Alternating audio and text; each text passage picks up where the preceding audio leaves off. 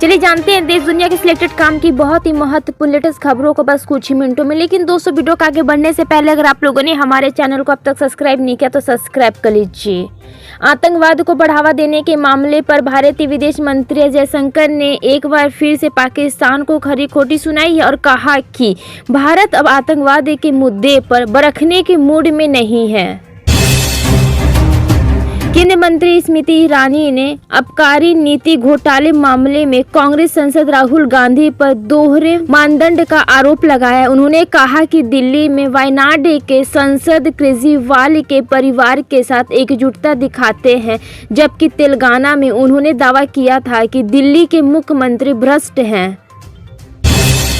भूटान के प्रधानमंत्री रविवार को खराब मौसम और लोकसभा चुनाव से पहले अपने व्यस्त कार्यक्रम के बावजूद हिमालय राष्ट्र का दौरा करने के लिए अपने भारतीय समकक्ष नरेंद्र मोदी को धन्यवाद किया।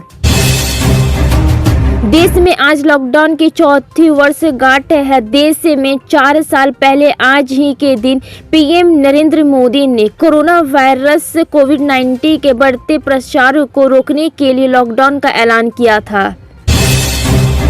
आगामी लोकसभा चुनाव के लिए कांग्रेस ने अपनी दूसरी सूची में मध्य प्रदेश 12 सीटों पर उम्मीदवारों के नाम का ऐलान किया है, जबकि पहली सूची में 10 उम्मीदवार घोषित किए गए थे। लोकसभा चुनाव की तैयारियां जोरों शोरों से हो रही है। चुनाव की तारीखों के पास आते आते राजनीतिक दलों द्वारा चुनावी अभियान तेज कर दिया गया है। सभी राजनीतिक दलों द्वारा अधिक से अधिक संख्या में लोगों तक अपनी बात पहुंचाने की होड़ लगी हुई है। दिल्ली भारतीय जनता पार्टी बीजेपी नेताओं और कार्यकर्ताओं ने सीएम अरविंद केजरीवाल के खिलाफ कर्नाट प्लेस में प्रदर्शन किया। पार्टी के प्रदेश अध्यक्ष वीरेंद्र सचदेवा के नेतृत्व में पार्टी कार्यकर्ता और नेता इस प्रदर्शन में शामिल हुए और हालांकि दहन की जगह सीएम का पुतला दहन किया। अयोध्या के दौरे पर आए बिहार के पूर्व मुख्यमंत्री जीतन राम मांझी ने अपने आप को सबसे बड़ा राम भक्त बताया है। जीतन राम मांझी ने 28 मार्च को नामांकन करने की बात करते हुए उन्होंने प्रधानमंत्री नरेंद्र मोदी की जमकर तारीफ की। केंद्र सरकार ने समाजवादी पार्टी सपा के 4 विधायकों को वायु श्रेणी की सुरक्षा प्रदान की है। इन चारों के गत 27 फरवरी को ही राज्यसभा चुनाव में भारतीय जनता पार्टी भाजपा के एक उम्मीदवार के पक्ष में क्रॉस वोटिंग की थी। 2024 के लोकसभा चुनाव को लेकर बिहार में एनडीए ने सीट बंटवारा पहले कर दिया था। इनमें बीजेपी को 17 सीट, जेडीयू को 16, चिराग पासवान की जनशक्ति पार्टी को 5 सीट, जीतन राम मांझी के हम पार्टी को 1 सीट, उपेंद्र कुशवाहा को 1 सीट की सहमति बनी थी।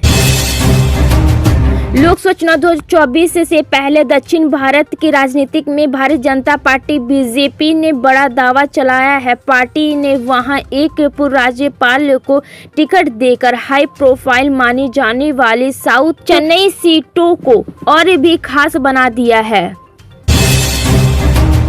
दिल्ली के सीएम अरविंद केजरीवाल की गिरफ्तारी पर कल्पना सोरेन ने अपनी प्रतिक्रिया दी है। कल्पना ने एक्स पर लिखा कि अरविंद केजरीवाल जी की धर्मपत्नी सुनीता केजरीवाल जी से बात कर उन्हें सहायता देने का प्रयास किया है। दिल्ली आबकारी नीति मामले में गिरफ्तार सीएम अरविंद केजरीवाल ने ईडी की कस्टडी अपना पहला आदेश जारी किया है। उनका यह आदेश दिल्ली सरकार के जल मंत्रालय से जुड़ा है। लोकसभा चुनाव 2024 की तारीखों का ऐलान हो गया है और उत्तर प्रदेश में 80 सीटों पर 7 चरणों में वोटिंग होगी। सभी दल राज्यों के मुसलमानों की चिंता को लेकर सवाल करते हैं।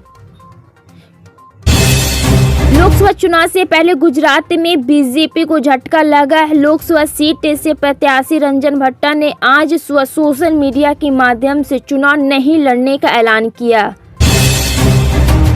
भारतीय जनता पार्टी बीजेपी ने रविवार को रात आगामी लोकसभा चुनाव के लिए अपने उम्मीदवारों की 5वीं लिस्ट जारी कर दी है। बीजेपी की इस लिस्ट में अलग अलग राज्यों के लिए 111 उम्मीदवारों के नाम शामिल है। भारत के विदेश मंत्री एस जयशंकर ने कहा है कि रूस एक ऐसा देश है जिसके साथ भारत के हमेशा सकारात्मक संबंध रहे हैं और दोनों देशों ने एक दूसरे के हितों का ख्याल रखने के लिए अतिरिक्त देखभाल की है। आम आदमी पार्टी ने रविवार को ही बैठक में फैसला किया है कि आप में भी केजरीवाल अभियान चलाएंगे और दिल्ली के मुख्यमंत्री अरविंद केजरीवाल अपने पद से इस्तीफा नहीं देंगे। लोकसभा चुनाव को लेकर भाजपा ने भी बिहार में अपने सभी 17 सीटों पर उम्मीदवारों के नाम का ऐलान कर दिया है। इन नाम के ऐलान के बाद एक बार फिर यह साफ हो गया है कि भाजपा ने अपने कोर वोट बैंक को साधने की पुरजोर कोशिश की है।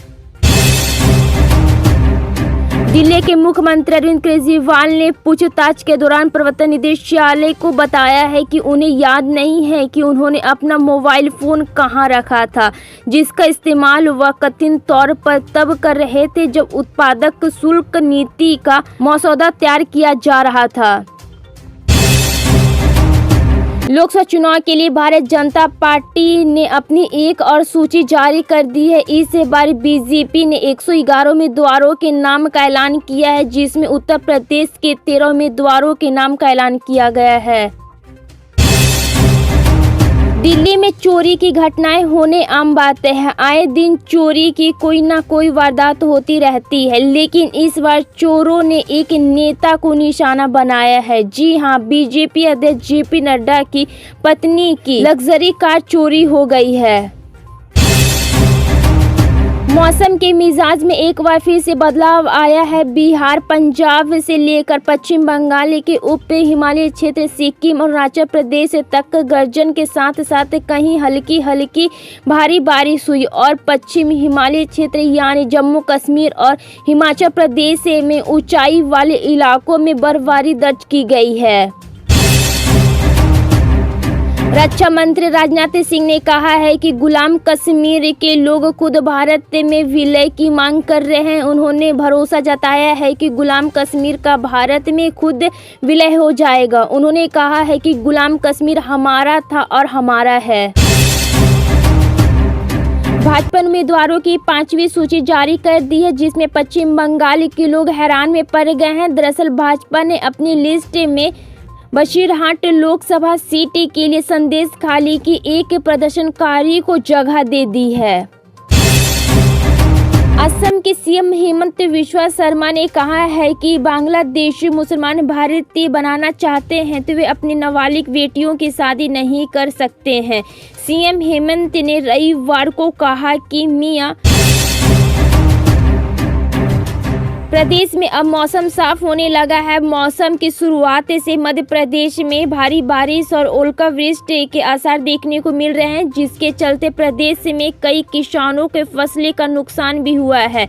हालांकि अब मौसम विभाग के मुताबिक प्रदेश में मौसम साफ रहेगा। इसके साथ ही यह भी बताया है कि अब प्रदेश में मौसम नहीं बदलेगा।